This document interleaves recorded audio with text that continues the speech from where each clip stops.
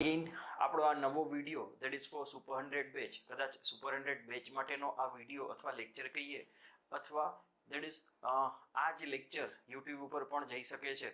That is four DYSO means. આજે જે DYSO મીન્સની exam ગઈ એમાં ખાસ કરીને ઇકોનોમી વિષયના 3 ક્વેશ્ચન્સ આપણા જે હતા એ આપણે સોલ્વ કરવા છે. અને આપણા માટે ખૂબ સારા સમાચાર એ કહીએ કે આ સુપર 100ના જેટલા પણ ક્વેશ્ચન છે એમાંથી જ આ 3 ક્વેશ્ચનો આપણને પેપરમાં ઇઝીલી મળી જાય છે.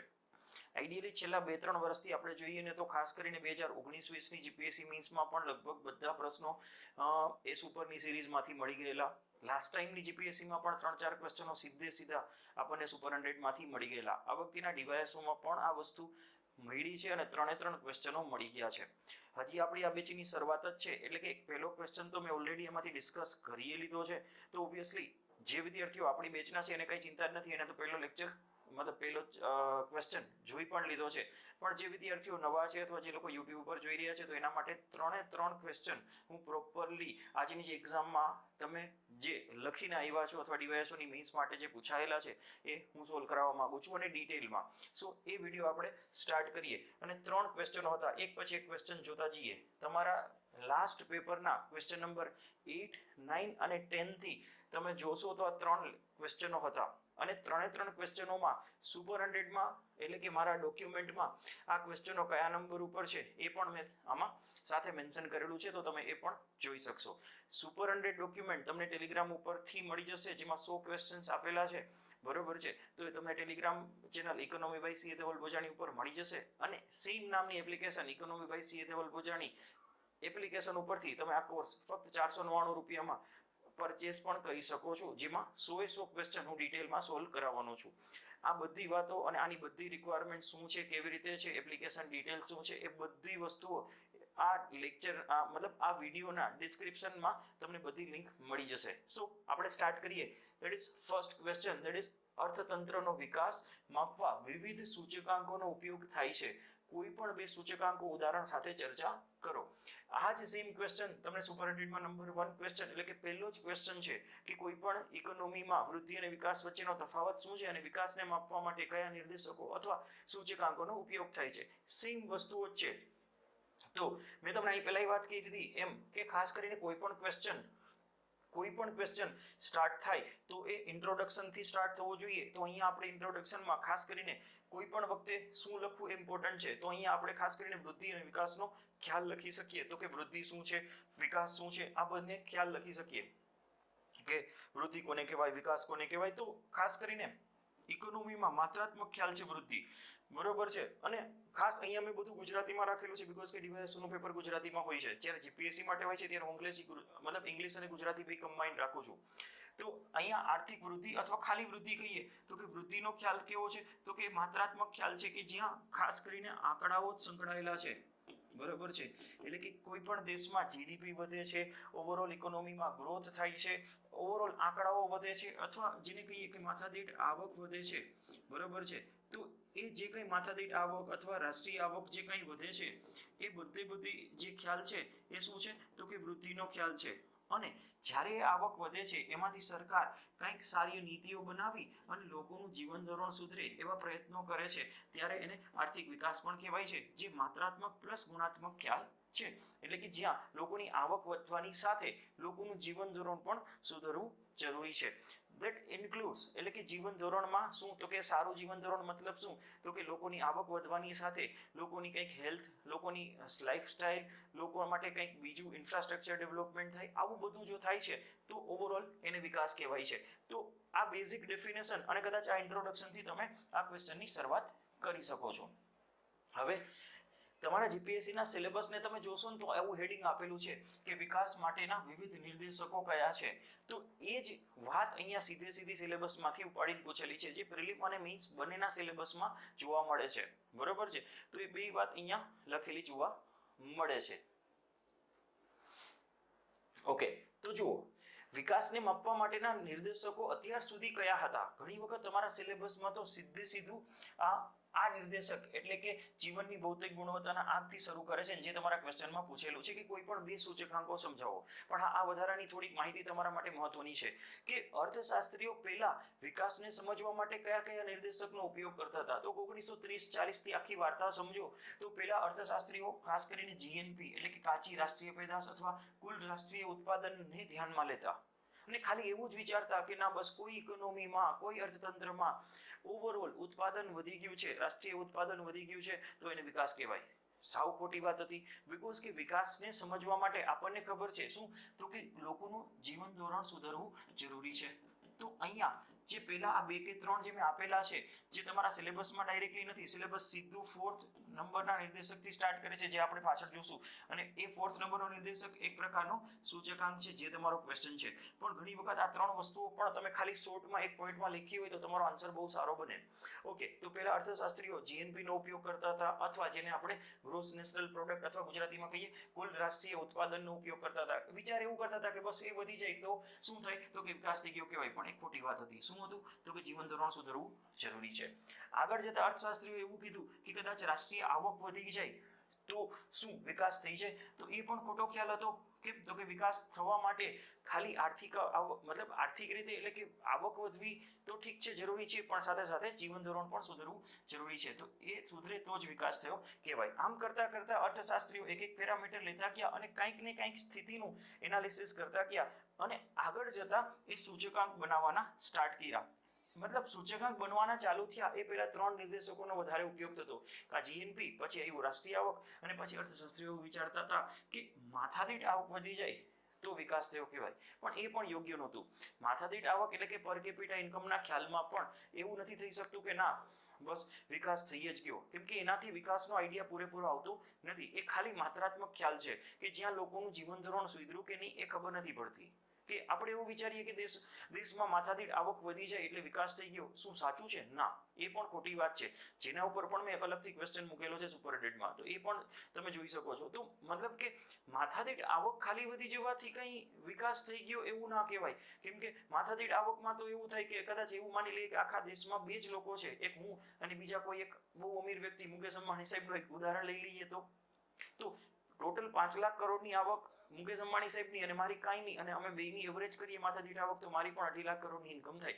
તો આને કઈ વિકાસ થયો થોડો કહેવાય? મારી આવક વધી પણ મારું જીવન ધોરણ સુધર્યું તો કે નહીં. તો આ સમજવા જેવી વાત છે કે આવક વધતાની સાથે જો જીવન ધોરણ સુધરે તો જ વિકાસ થયો કહેવાય. તો હવે જે મેઇન ટોપિક આવ્યો એ જ કે તો વિકાસ માટે આ સૂચકાંકો બનાવવા પડ્યા અને વિકાસ એક ખાલી આંકડાને આધારે તો માપી નથી શકાતો. એટલા માટે શું કર્યું તો કે સૂચકાંકો બનાવવા પડ્યા અને જ્યાં એક કરતા વધારે મેટરોને ધ્યાનમાં લીધી કે વિકાસની અંદર શું તો કે સ્વાસ્થ્ય, શિક્ષણ અને બાળમરણનું પ્રમાણ, આ 3 મુદ્દાઓને ધ્યાનમાં લઈને 1970માં મોરિસ ડેવિડ મોરિસે સૌથી પહેલો સૂચકાંક બનાવ્યો જેને નામ આપ્યું જીવનની ભૌતિક ગુણવત્તાનો આંક, જેને અંગ્રેજીમાં કીધું physical quality of life index એટલે કે PQLI, જે તમારા સિલેબસમાં આપેલો જ છે. એટલે સિલેબસ વાળાએ એ જ પૂછ્યું છે કે વિકાસ શું છે અથવા વિકાસને માપવા માટેના કોઈ બે સૂચકાંકો ઉદાહરણો સાથે સમજાવો. જે આવી ગયું ઉદાહરણ તો PQLI that is physical quality of life index, બરોબર છે, જે 1970માં આવેલો સૂચકાંક હતો, જેને તમે થોડું ડિટેલમાં લખો એટલે તમારું કામ થઈ જાય. બરોબર છે, જે મોરિસ ડેવિડ મોરિસ નામના અર્થશાસ્ત્રીએ બનાવ્યો હતો અને એમાં મુખ્ય 3 પરિબળોને ધ્યાનમાં લીધા હતા.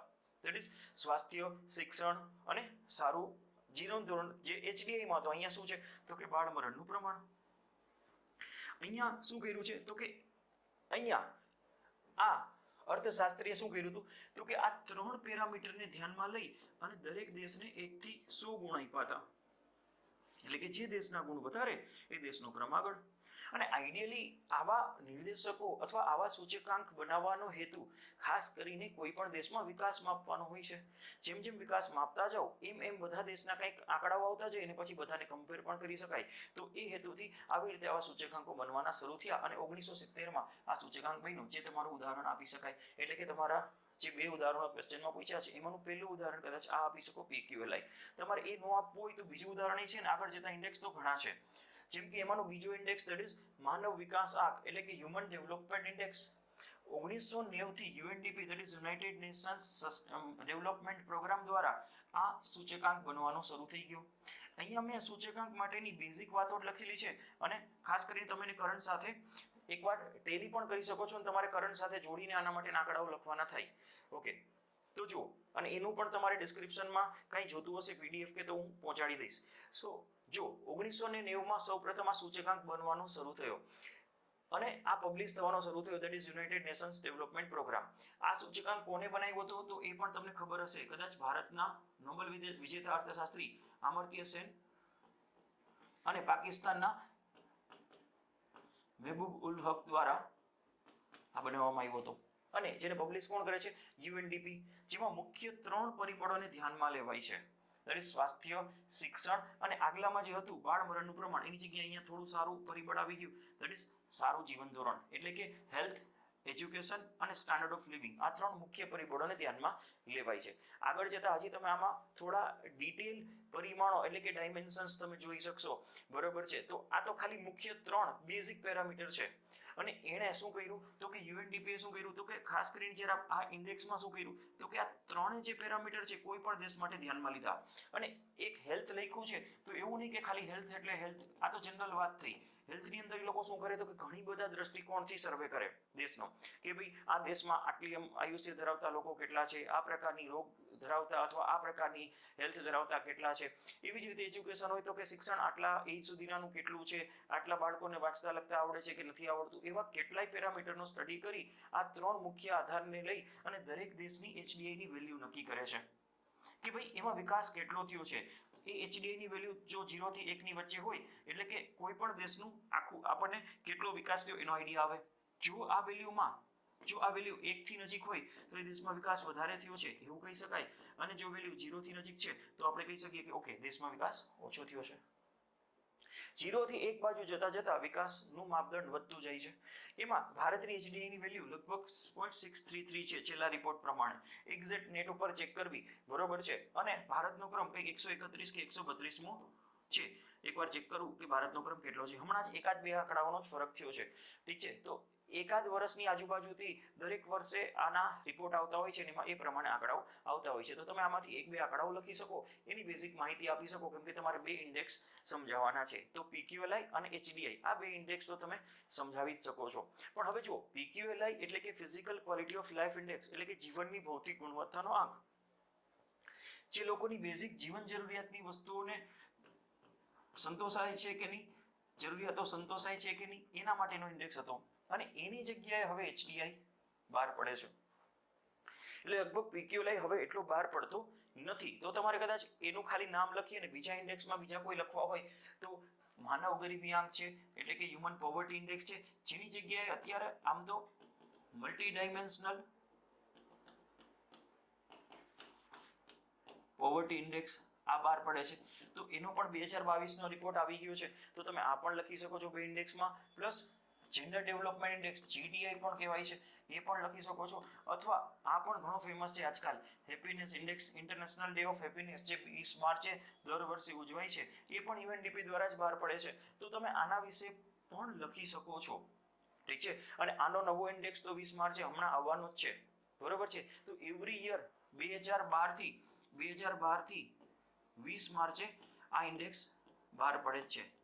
તો તમે આને પણ લખી શકો છો. મતલબ તમને એક્ઝામમાં 10 માર્ક માટે કોઈ 2 ઇન્ડેક્સ પૂછેલા છે તો તમે 2 થી 3 ઇન્ડિકેટર, 2 થી 3 નિર્દેશકો બેઝિક ખાલી એક લાઈનમાં લખી શકો છો, અને 2 ઇન્ડેક્સ કોઈ પણ, મારા મતે એચડીઆઈ અને હેપીનેસ ઇન્ડેક્સ બે તમે ડિટેલ લખી શકો છો. એટલે તમારો આ ક્વેશ્ચનમાં વૃદ્ધિ વિકાસ ઇન્ટ્રોડક્શનમાં સમજાવી દીધું, 2 ઇન્ડેક્સ આખા ડિટેલમાં સમજાવી દીધા, અને એ પહેલા નિર્દેશકો ક્યાં ધ્યાનમાં લેવાતા હતા એ સમજાવી દીધું, અને છેલ્લે કન્ક્લુઝન આવે. અને હંમેશા કન્ક્લુઝન, હા જો કોમેન્ટમાં ઘણા લોકો કહે છે અત્યારે લાઈવ લેક્ચરમાં કે એચડીઆઈમાં ભારતનો ક્રમ 132 પરફેક્ટ છે અને હેપીનેસ ઇન્ડેક્સમાં 136મો છે. ખૂબ સરસ. ચલો તો અહીંયા 136 અહીંયા લખી નાખું છું અને 132 અહીંયા ફાઇનલ લખી નાખું છું તમારા કહેવા પ્રમાણે. તો આ કામ તમારું થઈ ગયું. સો તમે આ આન્સરમાં પણ સાથે લખો તો હજી વધારે સારો આન્સર બને. તો ઓબ્વિયસલી આ હેપીનેસ ઇન્ડેક્સ પણ તમે લખી શકો છો, જે એકદમ સરળ ક્વેશ્ચન કહી શકાય. અને મારો પહેલો જ ક્વેશ્ચન આ છે. કન્ક્લુઝન હંમેશા થોડુંક એડવાન્સ હોવું જોઈએ, ફ્યુચરિસ્ટિક હોવું જોઈએ. તો શું લખવું? તો કે કન્ક્લુઝન એવું લખી શકીએ કે અહીંયા વિકાસને માપવા માટેની પ્રક્રિયાઓમાં આપણે અત્યારે વિકાસને માપતા છેલ્લે આ સસ્ટેનેબલ ડેવલપમેન્ટ એટલે કે ટકાઉ વિકાસના ખ્યાલ સુધી પહોંચ્યા છીએ.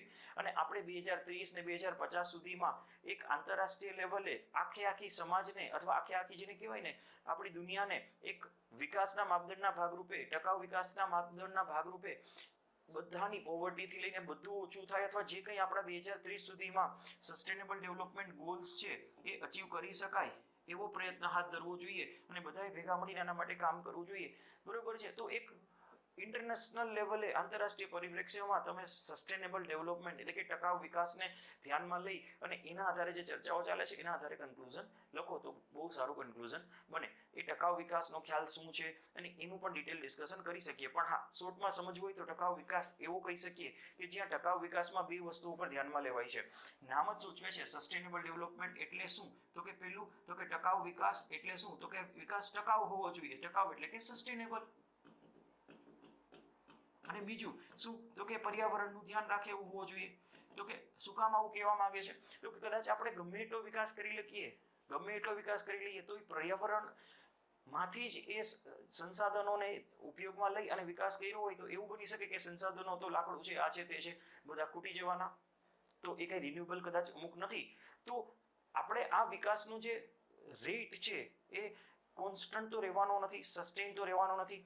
તો આપણે એવી રીતે વિકાસ કરીએ કે આપણી આવનારી પેઢીઓ માટે એ વિકાસનો દર ટકાઉ એટલે કે સસ્ટેન રહે અને પ્લસ પર્યાવરણને પાછું રિવાઇવ થવાનું, ફરીથી રિન્યુ થવાનું, પાછું ફરીથી જીવતું થવાનું જે વસ્તુઓ છે એને સમય પણ મળે. તો આવા પ્રકારના વિકાસને સસ્ટેનેબલ ડેવલપમેન્ટ કીધું. અને એ સસ્ટેનેબલ ડેવલપમેન્ટ માટેના ગોલ્સ પણ તમને ઇન્ટરનેટ ઉપરથી મળે છે, જેના ઉપર જીપીએસસી પ્રિલિમમાં પણ આ વખતે ઘણા પ્રશ્નો પૂછ્યા અને આ વસ્તુઓ આગળ પણ તમને મેઇન્સ આન્સર રાઇટિંગમાં પણ કામ આવી શકે. તો હંમેશા મેઇન સસ્ટેનેબલ ડેવલપમેન્ટ ગોલ છે આંતરરાષ્ટ્રીય લેવલના એ તમને આવડવા જોઈએ અને તમારું કન્ક્લુઝન આ પ્રકારનું એમાં બને તો વધારે સારા માર્ક મળી શકે.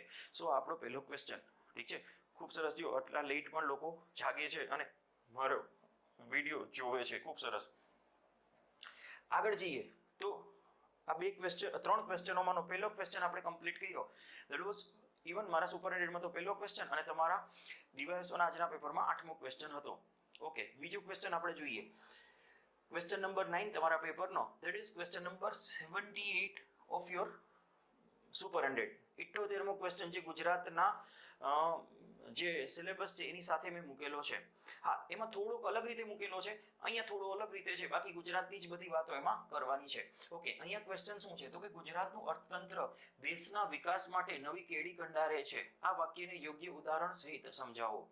હવે જો દેશના વિકાસ માટે ગુજરાત છે ને એ વિકાસ મતલબ દેશના વિકાસ માટે ગુજરાત એક નવી કેડી કંડારે છે. તો ગુજરાતે શું કર્યું છે એવું અત્યાર સુધીમાં અને કેવી રીતે કર્યું છે કે જેનાથી આપણો દેશ જોવે કે હા ગુજરાત મોડેલ સારું છે, ગુજરાતે વિકાસ કર્યો એવી રીતે કરવો જોઈએ. તો કદાચ આપણે સ્ટાર્ટ કરીએ તો સૌથી પહેલા ઇન્ટ્રોડક્શનમાં ખાસ કરીને તમારે જે લખવું એ લખી શકો. અહીંયા તો કંઈ એવું ઓપન એન્ડેડ ક્વેશ્ચન છે, બરોબર છે. તો હા, તો મેં ચાલુ કર્યું છે શું? તો કે ગુજરાતની ભૌગોલિક પરિસ્થિતિ એવી છે કે સૌથી પહેલો આપણને ફાયદો થાય છે કે આપણી પાસે 1600 કિલોમીટરનો દરિયા કિનારો છે.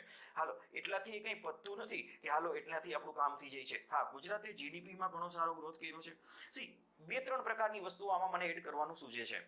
એક, થોડુંક ગુજરાતના ભૌગોલિક અથવા ગુજરાતની એક બેનિફિશિયલ સ્થિતિથી શરૂ કરીને ગુજરાતે ઇન્ડસ્ટ્રીમાં કે બીજી કોઈ ક્ષેત્રમાં જે કામ કર્યું છે એના થોડા આંકડાઓ આપીએ, ગુજરાતની સ્થિતિનું વર્ણન કરીએ, સરકારે જે સારું કામ કર્યું છે એની વાત કરીએ, ગુજરાતે જે ઇન્ડસ્ટ્રીયલ ક્ષેત્રમાં સારું કામ કર્યું છે એની વાત કરીએ.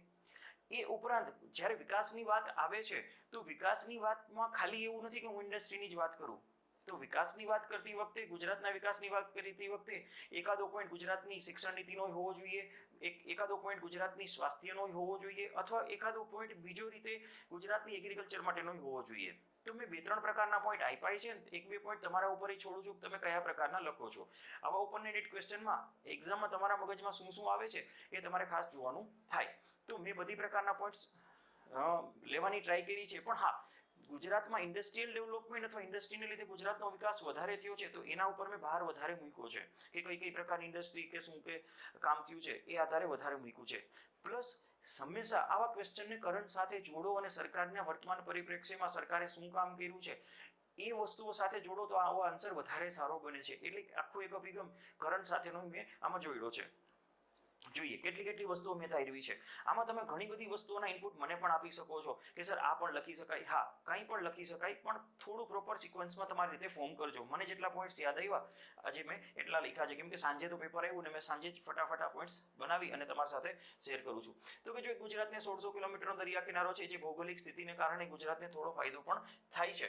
હા, ગુજરાતે અત્યારના લેટેસ્ટ આંકડાઓ પ્રમાણે 13.3% જીડીપી ગ્રોથ કર્યો છે યર ઓન યર, જે ભારતના જીડીપી ગ્રોથ કરતા ઘણો વધારે છે ઓબ્વિયસલી, કેમ કે સ્ટેટ જીડીપી જે ગુજરાતનો વધે છે એ ભારતના જીડીપી કરતા ઘણા ટકાના વધારા, મતલબ ઘણા ટકાનો દર જે છે એ વધારે છે.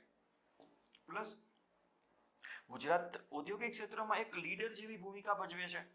કેમ તો કે જુઓ તો કે ફાર્મા ક્ષેત્રમાં ખાલી 30 થી 35% ફાળો તો ગુજરાતનો જ છે આખા ભારતમાં, અને ઇવન ફાર્મા સેક્ટર આખા ઇન્ડિયાનું 28% એક્સપોર્ટ એકલું રાજ્ય છે જે કરે છે. તો આવા ક્ષેત્રોના મેઇન આંકડાઓ તમે આપી શકો. હા, તો કે ખાલી ફાર્મા સેક્ટર જ નહીં, બીજા ઘણા ક્ષેત્ર એટલે કે ટેક્સટાઇલ એટલે કે કાપડ ઉદ્યોગ, હીરા ઉદ્યોગ એટલે કે ડાયમંડ ક્ષેત્ર, chemical industry, petrochemicals, agro processing, આ બધા ક્ષેત્રોમાં પણ ગુજરાતે ખૂબ સારું કામ કર્યું છે અત્યાર સુધી, બરોબર છે. અને દેશના વિકાસને વધારવામાં પણ એને ભાગ ભજવ્યો છે, અને દેશને એક જેને કહેવાય ને એક દીવાદંડી સમાન એક ચિત્ર રજૂ કર્યું છે કે આપણે આવી રીતે વિકાસ કરી શકીએ ગુજરાત મોડલ આધારિત. તો એક આ વાત કરેલી છે. હા, આમાંય તમને સારા આંકડાઓ મળતા હોય તો તમે એમાંથી લખી શકો છો. જો એક્ઝામમાં હંમેશા હું કહું છું મેઇન્સ આન્સર રાઇટિંગ એક કળા છે. મેઇન્સ આન્સર રાઇટિંગ એવું નથી કે તમારી પાસે બહુ નોલેજ હોવું જરૂરી છે.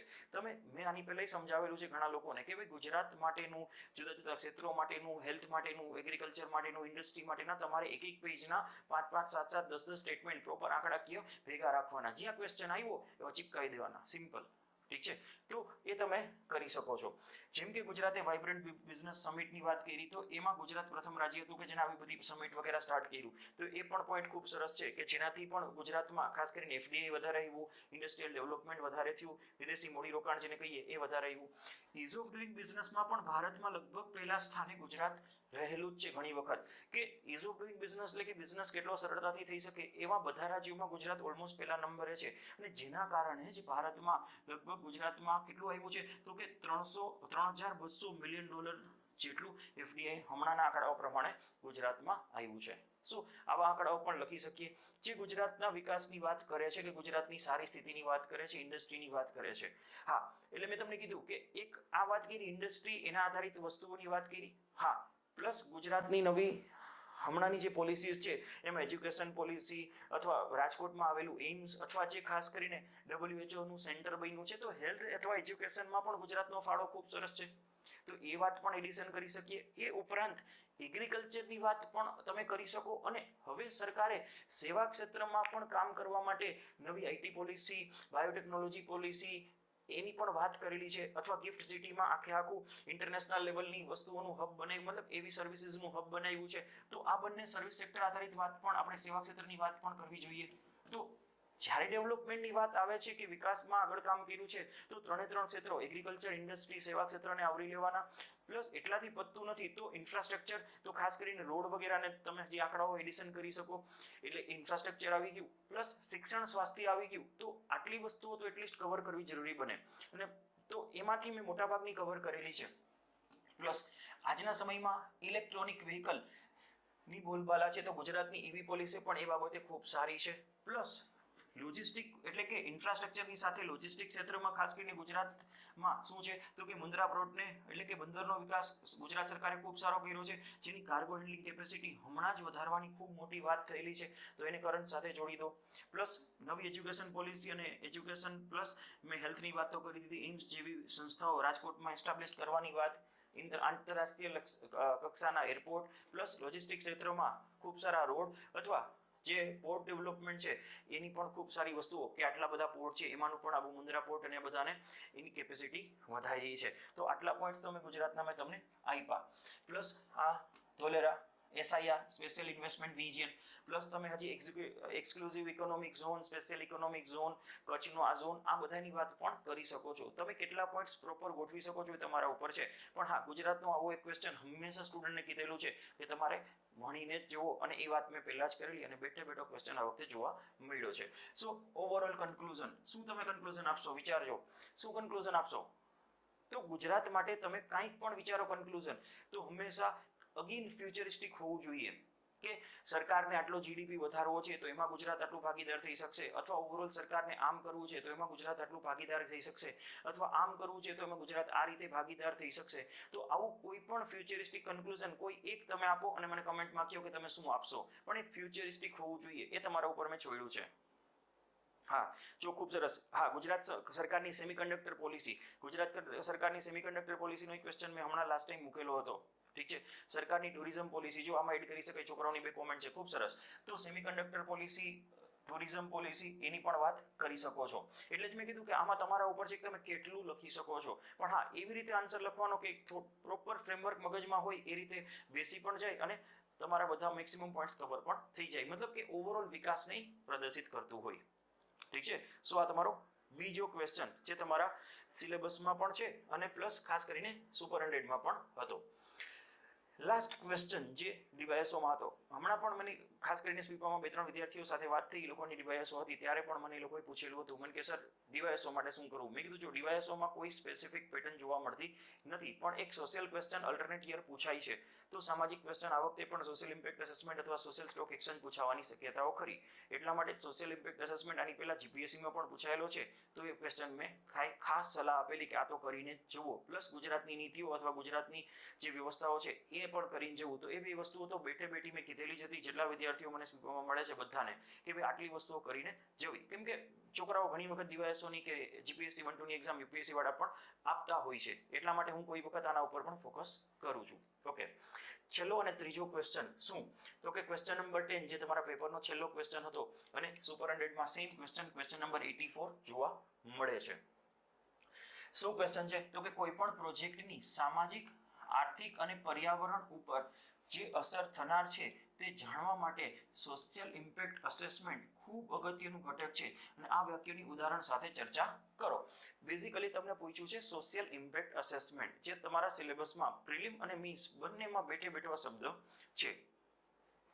તો કે સોશિયલ ઇમ્પેક્ટ અસેસમેન્ટ એટલે છે શું? આને શું કહેવાય? તો કે જો આ ક્વેશ્ચનમાં પહેલા તો ઇન્ટ્રોડક્શનમાં હંમેશા સોશિયલ ઇમ્પેક્ટ અસેસમેન્ટની એક વ્યાખ્યા આપવી પડે. તો કે હા, તમારા આન્સરોમાં મેં ખાસ કીધું છે, અહીંયા મેં એટલું બધું આજે ઉતાવળ હતી એટલે ડ્રો નથી કરેલા એટલા બધા પિક્ચરો, પણ ટ્રાય કરવી કે એક ક્વેશ્ચનની અંદર એકાદો ચાર્ટ અથવા એકાદું નાનકડું પિક્ચર કે કાંઈ હોય કે જેમાંથી તમારો આન્સર અલગ બની શકે. જે મેં આના પહેલા પણ આન્સર રાઇટિંગના વિડીયોમાં બધું સમજાવેલું છે કે કેવી રીતે તમે આવી રીતે કોઈ પણ ચાર્ટ ને બધું લખી શકો. તો જો અહીંયા મેં એક સરસ ફિગર ડ્રો કરેલી છે, જે ફિગર બહુ રેર છે અથવા તમારા ધ્યાનમાં ન આવતી હોય. સી, ખાસ કરીને એક સોશિયલ ઇમ્પેક્ટ અસેસમેન્ટની સાથે એક બીજો શબ્દ વધારે ફેમસ છે, જેને કહેવાય છે એન્વાયરમેન્ટલ ઇમ્પેક્ટ અસેસમેન્ટ, એટલે કે પર્યાવરણનું ઇમ્પેક્ટ અસેસમેન્ટ, એટલે કે એના ઉપર થતી અસરનું અસેસમેન્ટ કરવું. જે જૂનો કન્સેપ્ટ છે અથવા એક ટ્રેડિશનલ કન્સેપ્ટ છે કે ક્યારેય પણ સરકારનો કોઈ પ્રોજેક્ટ છે, સરકાર કોઈ ઇન્ફ્રાસ્ટ્રક્ચર ડેવલપમેન્ટ કરે છે, સરકાર કોઈ પ્રોજેક્ટ લોન્ચ કરે છે, તો એ અનુસાર પર્યાવરણને કોઈ વિપરીત અસરો નથી થતી અથવા પર્યાવરણ ઉપર શું અસરો થાય છે એનું એનાલિસિસ કરવું, એટલે કે એન્વાયરમેન્ટલ ઇમ્પેક્ટ અસેસમેન્ટ. પણ અહીંયા તો શબ્દ છે સોશિયલ ઇમ્પેક્ટ અસેસમેન્ટ, જે થોડો બોર્ડું ટર્મ છે, એટલે કે એન્વાયરમેન્ટલ ઇમ્પેક્ટ અસેસમેન્ટ તો એની અંદર સમાઈ જ જાય છે. એટલે કે એવી રીતની ફિગર મેં મૂકેલી છે કે આ EIA છે અને આ SIA છે. SIA એ થોડી બોડી ટર્મ છે રાધર ધેન એન્વાયરમેન્ટ, તો એન્વાયરમેન્ટ તો એમાં સમાઈ જ જાય છે. તો સોશિયલ ઇમ્પેક્ટ અસેસમેન્ટમાં શું કરવાનું છે? તો કે જો સોશિયલ ઇમ્પેક્ટ અસેસમેન્ટમાં સરકાર દ્વારા જ્યારે કોઈ પ્રોજેક્ટ લોન્ચ કરવામાં આવે છે, તો એ ઇન્ફ્રાસ્ટ્રક્ચર પ્રોજેક્ટ દરમિયાન જ્યારે એ એરિયાના લોકો, ખાલી એન્વાયરમેન્ટ નહીં, એ એરિયાના લોકો, એ એરિયાનું પર્યાવરણ, એ લોકોની ખાસ કરીને આવક વગેરે, મતલબ કે એની જે રોજગારી છે એ બધું, એ એરિયાની જમીન અથવા એ એરિયાના અન્ય સંસાધનો કંઈ પણ હોઈ શકે, પછી અહીંયાનું કલ્ચર હોઈ શકે, અહીંયાની જમીન હોઈ શકે, અહીંયાના લોકો હોઈ શકે, લોકોની આવકનો સ્ત્રોત હોઈ શકે, આવું કોઈ પણ વસ્તુઓનું એનાલિસિસ કરી એકેયને નુકસાન નથી જતું ને, અથવા એના ઉપર શું અસરો થાય છે, પછી એ અસરો કદાચ અનુકૂળ એટલે કે પોઝિટિવ હોઈ શકે અથવા નેગેટિવ પણ હોઈ શકે. તો આવી અસરોનો અભ્યાસ પહેલા જ કરી લેવો છે પ્રિવેન્ટિવ ફોર્મમાં, કે આગળ જતા પછી પાછળ પ્રશ્ન ન થાય. તો આવો જે અભ્યાસ કરવાની વાત છે, ડિટેલ અભ્યાસ કરવાની વાત છે, જેને શું કહેવાય છે તો કે સોશિયલ ઇમ્પેક્ટ અસેસમેન્ટ. જે પર્યાવરણનું નુકસાન જાય છે એના કરતા પણ બહોળો કન્સેપ્ટ છે, જેને આપણે કહીએ છીએ સોશિયલ ઇમ્પેક્ટ અસેસમેન્ટ. ઓકે, આટલું પહેલા તો સમજાય. તો આ પહેલો કન્સેપ્ટ થઈ ગયો, ઠીક છે, સોશિયલ ઇમ્પેક્ટ અસેસમેન્ટ. હવે આગળ શું, તો કે આ સોશિયલ ઇમ્પેક્ટ અસેસમેન્ટના ફાયદાઓ, બરોબર છે, જે મહત્વના છે, જે લગભગ ક્યાંય સરખી રીતે આપેલા નથી. તો અહીંયા તમે શું લખી શકો આ ક્વેશ્ચનમાં, તો કે જો મને એક વસ્તુ સારી લાગી કે અહીંયા એક આપણે ડેફિનેશન લખીએ, પછી સામાજિક અને આર્થિક દ્રષ્ટિકોણથી શું ફાયદાઓ થાય એ બીજા ભાગમાં લખી શકીએ. અને ત્રીજું એને શું પૂછ્યું છે, ઉદાહરણો સાથે સમજાવો, તો ઉદાહરણો પણ લખીએ, જેમાં પોઝિટિવ ઉદાહરણો, નેગેટિવ ઉદાહરણો બંને આવી જવા જોઈએ. અને છેલ્લે પછી તમારું કંઈક કન્ક્લુઝન. ઠીક છે, તો આટલું સમજાય છે, જે બેલેન્સ કન્ક્લુઝન જે ફ્યુચરિસ્ટિક હોવું જોઈએ. હા, ડીવાયએસઓમાં આટલું બધું ઇન્ટ્રોડક્શન કન્ક્લુઝનનું એટલું મહત્વ હોતું નથી, કેમ કે ક્વેશ્ચનો સિમ્પલ હોય છે. પણ હા, ધીમે ધીમે જેમ જેમ કોમ્પિટિશન વધતી જાય છે, જો તમારો આન્સર બહુ જ સારો ફ્રેમિંગ સાથે હોય, જ્યાં ઇન્ટ્રોડક્શન તમારું બેઝિક હિસ્ટ્રિકલ અથવા એક વ્યાખ્યા આધારિત હોય અને કન્ક્લુઝન થોડું ફ્યુચરિસ્ટિક હોય, તો તમારો આન્સર હજી વધારે સારો અને એકદમ પ્રોપર બને છે, જેનાથી તમને મેક્સિમમ માર્ક્સ મળી શકે છે. તો ચલો, અહીંયા સોશિયલ ઇમ્પેક્ટ એસેસમેન્ટના ફાયદાઓ શું છે, તો કે સોશિયલ ઇમ્પેક્ટ એસેસમેન્ટ કરશું તો કે આ પ્રોજેક્ટ સાથે સંકળાયેલા લોકો ઉપર જે કંઈ નેગેટિવ અસરો થતી હશે અથવા જે અસરો થતી હશે એને ઓછી કરી શકાશે અથવા નાબૂદ કરી શકાશે. જેમ કે આપણે કોઈ એક પાઇપલાઇન નાખીએ છીએ અને કોઈના ખેતરમાંથી પાઇપલાઇન જાય છે, તો એ ખેતરવાળા લોકોની આવકની નુકસાન થતી હશે. પાણીની પાઇપલાઇન કદાચ સરકાર લઈ જાય છે ઘણી વખત ગામડે સુધી પાણી પહોંચાડવા માટે, તો એવું બની શકે કે ક્યાંયથી કોઈના ખેતરમાંથી જતી હોય તો એને કમ્પેન્સેશન આપી દેવું પડે, કેમ કે એની જમીન બગડતી હોય. તો ઓબ્વિયસલી જે કોઈ આવું સ્ટેક હોલ્ડર અથવા જે લોકો છે એના ઉપર જે અસર થાય છે એને નાબૂદ કરી શકાય. પ્લસ વિકાસ માટેનો જે પ્રોજેક્ટ છે એના પ્રશ્નો જે થાય છે, એમાં જે સમસ્યાઓ થાય છે એનું પહેલા જ નિવારણ થઈ શકે. આગળ જતા પ્રોજેક્ટ ચાલુ કર્યા પછી ખબર પડે કે યાર આ તો પ્રોબ્લેમ આવ્યો, તો એના કરતાં આનું નિવારણ પહેલેથી જ થઈ શકે. પ્રોજેક્ટનો ખર્ચ ઘટાડી શકાય. શું કામ, તો કે આ પ્રોજેક્ટ સમયસર પૂરો થશે. જો એટલે જ લખ્યું છે કે સંકળાયેલા લોકો સાથે સારા સંબંધો સ્થાપિત કરી શકાશે, પ્લસ ભવિષ્યમાં આવનારા પ્રોજેક્ટ માટેની રૂપરેખા નક્કી કરી શકાશે અને ખર્ચે ઘટાડી શકાશે. શું કામ, તો કે આવું બધું કરશું તો સમયસર પ્રોજેક્ટ પૂરો થશે. એટલે કે જો કેટલા પોઈન્ટ થયા કે પેલું, લોકો ઉપર જે અસર છે એ ઓછી કરી શકાશે અથવા નાબૂદ કરી શકાશે. પાછળથી સમસ્યાઓ જે આવવાની છે એનું નિવારણ આજે જ થઈ શકશે, એટલે પ્રોજેક્ટ સમયસર ઇમ્પ્લિમેન્ટ પણ થઈ શકશે અને ઓવરઓલ પ્રોજેક્ટ માટેનો ખર્ચો પણ ઘટી જશે. હા, સંકળાયેલા લોકો સાથે સારા સંબંધો સ્થાપિત થઈ શકશે અને ભવિષ્યમાં આવનારા પ્રોજેક્ટ માટેની સારી રૂપરેખા તૈયાર કરી શકાશે, કે એકવાર પ્રોબ્લેમ આવ્યો હતો અથવા એકવાર અસેસમેન્ટ કર્યું તો બીજા પ્રોજેક્ટમાં એની મેળે ખબર પડશે. તો આ બધા આટલા ફાયદાઓ તો છે જ. હા, ઘણી જગ્યાએ હું એના નુકસાનો અથવા ગેરફાયદાઓ પણ સમજાવું છું, પણ આ ક્વેશ્ચન થોડો પોઝિટિવ છે એટલે હું અહીંયા નેગેટિવ પોઈન્ટ્સ નથી લખતો. હા, બાકી એકાદો નેગેટિવ પોઈન્ટ આપવો હોય તો એવું પણ કહી શકીએ કે ઘણી વખત એવું બને કે પહેલા જ દિવસે બધા પ્રોબ્લેમ્સ જે આવવાના છે પ્રોજેક્ટમાં અથવા જે અસેસમેન્ટ છે પહેલા જ દિવસે બધું કરી નથી શકાતું, એની કોસ્ટ ડિટરમાઇન નથી કરી શકાતી, અથવા ઘણીવાર પ્રોજેક્ટ શરૂ કર્યા પછી એની એડવર્સ અસરો ખબર પડે છે. આવા ઘણા નેગેટિવ પોઈન્ટ્સ પણ છે, પણ એ અહીંયા હું એટલા ચર્ચા નથી કરતો કેમ કે થોડો પોઝિટિવ કોનોટેશનમાં ક્વેશ્ચન છે. તો અહીંયા ક્વેશ્ચનમાં પેલું તો એની વ્યાખ્યા, એના રિલેટેડ વાતો, એક ફિગર, એના ફાયદાઓ એ તો થઈ ગયા. હવે તો કે આના ઉદાહરણો, કેમ કે એનું ઉદાહરણ સાથે સમજાવવાનું કીધું છે, તો ઉદાહરણો કદાચ તમે એક આપો, બે આપો. મેં અહીંયા 4 ઉદાહરણો લીધા છે, 2 પોઝિટિવ લીધા છે, 2 નેગેટિવ પણ લીધા છે, એટલે તમને વધારે આઈડિયા આવે. ઠીક છે, તો પેલું સરદાર સરોવર ડેમ પ્રોજેક્ટ જે આપણો ગુજરાતનો છે, કે એને જ્યારે આપણે લોન્ચ કર્યો ત્યારે પણ એમાં એસઆઈએ કરેલું સોશિયલ ઇમ્પેક્ટ અસેસમેન્ટ કરેલું, તો ત્યાં એ લોકો ઉપર શું અસર થાય, એ લોકોની આવક ઉપર શું અસર થાય, ત્યાંની જમીન અથવા પર્યાવરણ પર શું અસર થાય, એનું બધું એનાલિસિસ કરેલું અને એના માટેની ઘણી વસ્તુઓ એ વખતે ચર્ચામાં આવેલી અને એના ઉપર સરકારે કામ કર્યું, કમ્પેન્સેશન આપ્યું, શું બધી વસ્તુઓ કરી અને આ પ્રોજેક્ટને ખતમ કર્યો. શું ઓબ્વિયસલી એ બધી વાતો આમાં આપણે લખી શકીએ. પ્લસ અમદાવાદનો બીઆરટીએસ પ્રોજેક્ટ, હા, આ એવી વસ્તુઓ છે કે જે ઓલરેડી ઇમ્પ્લિમેન્ટ થઈ ગઈ છે, પણ એ વખતે પણ આપણે એસઆઈએ કરેલું અમદાવાદનો બીઆરટીએસ પ્રોજેક્ટ, તો એ પણ એમાં પણ એસઆઈએ થયેલું. શું આ પણ તમે લખી શકો કે જેની લોકો ઉપર અસર, ઓવરઓલ વાહન વ્યવહાર ઉપર શું અસર થશે, ત્યાંનું કન્જેશન ઉપર શું અસર થશે, આ બધી વસ્તુઓનું એનાલિસિસ થયેલું જ હશે. ઠીક છે, તો એ 2 લોકલ પ્રોજેક્ટ એનો મેં ઉદાહરણો આપ્યા. પછી અત્યારે થોડી ચર્ચામાં છે પાર તાપી ઇન્ટરલિંક પ્રોજેક્ટ. ઠીક છે, તો જ્યાં પણ એસઆઈ અસેસમેન્ટ થયું, જ્યાં પર્યાવરણ નુકસાન થાય એની પણ વાતો છે. ખાસ કરીને એના ઉપર ટ્રાઇબલ લોકોનો વિરોધ પણ ચાલુ છે અને અત્યારે આ ચર્ચામાં છે. તો અહીંયા ચર્ચામાં છે એટલે આ લખેલું છે મેં. ઠીક છે, અને હમણાં પિક્ચર હતું, બરોબર છે, સેતુ સમુદ્રમ પ્રોજેક્ટ, બરોબર છે, રામ સેતુ વાળું. તો સેતુ સમુદ્રમ પ્રોજેક્ટમાં પણ થોડું ઘણા ટાઈમ સુધી કે ભાઈ આ કરવું નથી અથવા આ કરવું નથી, SIA ને લીધે અત્યારે અમુક વસ્તુઓ કેન્સલ એમાં કરેલી છે કે આ વસ્તુઓને આપણે જોડવી નથી અથવા આમ તેમ. તો આની પણ વાતો છે, એ બધી બહુ ડિટેલમાં છે, તો એટલી બધી ન લખીએ તો ચાલે, કેમ કે આપણી પાસે એટલો સમય અથવા એટલી જગ્યા હોતી નથી. તો 4 ઉદાહરણો મેં આપ્યા. શું? પેલું સરદાર સરોવર ડેમ પ્રોજેક્ટ, બીજું અમદાવાદ BRTS, ત્રીજું પાર તાપી ઇન્ટરલિંક પ્રોજેક્ટ અને સેતુ સમુદ્રમ પ્રોજેક્ટ. પેલા બે પોઝિટિવ સેન્સમાં છે, બીજા બે થોડા નેગેટિવ સેન્સમાં છે કે જ્યાં વિરોધ ને બધું થયેલું. હા, એમ તો નર્મદામાં પણ વિરોધ તો થયેલા. ઠીક છે, તો આ 4 ઉદાહરણો. હવે તો કે ફાઇનલ કન્ક્લુઝન. હા, આ કન્ક્લુઝન હું આપી દઉં છું, કેમ કે આગલો એક તો તમને મેં હોમવર્કમાં આપ્યું છે, તમે કમેન્ટમાં પણ કહી શકો છો. હા, કોઈનો ક્વેશ્ચન છે હમણાં લઉં છું.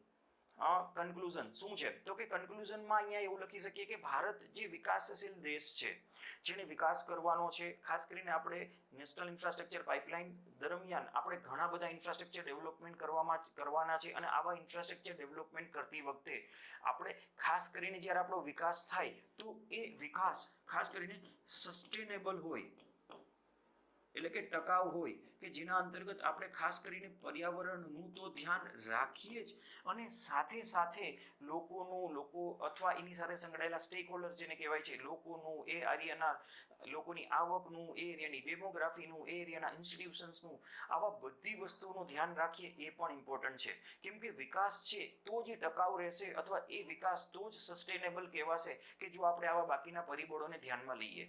આપણે વિકાસશીલ દેશ તરીકે વિકાસ પણ કરવાનો છે, અને સાથે સાથે એ સસ્ટેનેબલ હોવો જોઈએ, અને ખાસ કરીને સોશિયલી કોઈ પણ વસ્તુને નેગેટિવ અસરો ન કરતો હોય એવો પણ હોવો જોઈએ. તો આ બંને વસ્તુઓ વચ્ચે જ્યારે એક પ્રકારનું બેલેન્સ મેન્ટેન કરી અને આપણે કામ કરશું તો આપણું આ સોશિયલ ઇમ્પેક્ટ એસેસમેન્ટ એક ખરેખર સારી રીતે આપણી ઇકોનોમીને, પર્યાવરણને, લોકોની જીવનને બચાવવા માટે ઉપયોગી બની રહેશે. તો આપણે આ બેલેન્સ કરતું કંઈક એકાદી ફિગર પણ ડ્રો કરી શકીએ અને આવી રીતે આપણું કન્ક્લુઝન આપી શકીએ. બરોબર છે. તો આ તમારો ત્રીજો ક્વેશ્ચન, અને જેને આપણે નામ આપ્યું social impact assessment with example, with benefits, with proper definition. આ ત્રણેય વસ્તુઓ આપણે ડિસ્કસ કરી. યસ, કોકનો ડાઉટ પણ છે સ્ટુડન્ટ્સનો. એક્ઝામ્પલમાં અંદામાન ડેવલપમેન્ટ પ્રોજેક્ટ લખી શકાય. એક વખત નેટ ઉપર ચેક કરી લેવાનું, પણ લખી શકાય. અંદામાન લગભગ મને યાદ છે ત્યાં સુધી અંદામાન પ્રોજેક્ટમાં પણ સોશિયલ ઇમ્પેક્ટ અસેસમેન્ટ થયું જ છે. ઠીક છે, તો obviously you can write this. ઠીક છે, એમાં પણ કંઈ વાંધો નથી, એ પ્રોજેક્ટ પણ લખી શકાય. ખૂબ સારો ક્વેશ્ચન. તો તમારે હંમેશા આ થોડું સર્ચ કરીને રાખવાનું, અને એક ધ્યાન હંમેશા રાખવાનું, જો આ વસ્તુ શું બતાવે છે, આ ક્વેશ્ચનો ડીવાયએસઓના ક્વેશ્ચનો ઉપરથી શું ફાઇનલ કન્ક્લુઝન આપણને SCF મીન્સ અને આવનારી GPSC 1-2 ની મીન્સ માટે ફાઇનલ કન્ક્લુઝન શું વિચારવા જેવું છે? તો કે બે વસ્તુ વિચારવા જેવી છે. એક તો કે એક કરંટ તો આપણને આવડવું જ જોઈએ, તો કે હાલો એ તો ઠીક છે, કરંટ આધારિત આપણા કન્ક્લુઝન હોવા જોઈએ. પણ બીજું વસ્તુ એ જોઈ કે મેં જે લાસ્ટ પેપર, છેલ્લું પેપર જોયું જેમાં ઇકોનોમીના પ્રશ્નો છે, તો હંમેશા એમાંથી મોટાભાગના પ્રશ્નો સિલેબસ આધારિત છે. તો સિલેબસની ફોકસ કર્યો છે, જે મેં મારા સુપર 100માં કર્યું છે કે દરેક ક્વેશ્ચનનો જે આપ્યા છે એ સિલેબસની નીચે સિલેબસ આધારિત આપ્યા છે. તો મીન્સના સિલેબસ ઉપર વધારે ફોકસ કરી અને આ કામ કરવું. 2 વર્ષ પહેલા GPSCના વિદ્યાર્થીઓ કેવું કરતા કે ખાલી વિઝન છે અથવા દ્રષ્ટિ છે અથવા જુદા જુદા કરંટના સોર્સમાંથી સીધે ઇકોનોમી અથવા ઓવરઓલ વાંચતા, કાં તો કે એમાંથી જ ક્વેશ્ચનો આવે છે.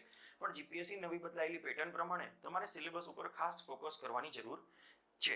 તો નેક્સ્ટ લેક્ચરોમાં આપણે સિલેબસ વાઇઝ અગેન નવા ક્વેશ્ચનો લેતા રહેશું અને આપણું કામ કરતા રહેશું. તો આ વિડીયોમાં આપણે YouTube માટેનું કામ થઈ ગયું, અને ખાસ કરીને આપણા મીન્સ બેચમાં બે ક્વેશ્ચનો બીજા પણ થઈ ગયા. ઓલરેડી મેં આજે 3 ક્વેશ્ચનો તો તમને કરાવેલા જ હતા. સો આજ માટે આટલું રાખીએ, અને આ વિડીયો પૂરતું આટલું રાખીએ. ઠીક છે, ટિલ ધેન બધાને ઓલ ધ બેસ્ટ, અને વહેલામાં વહેલા અધિકારીઓ થઈ જાવ એવી શુભકામનાઓ. Thank you.